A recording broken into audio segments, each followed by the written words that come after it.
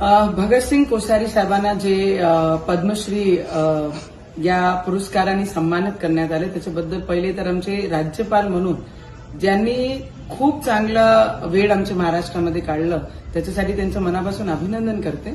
पण संजय राऊत ज्या पद्धतीने बोलतात आहे हे पुरस्कार संविधान अनुसार हे पुरस्कार त्यांना भेटलेला आहे.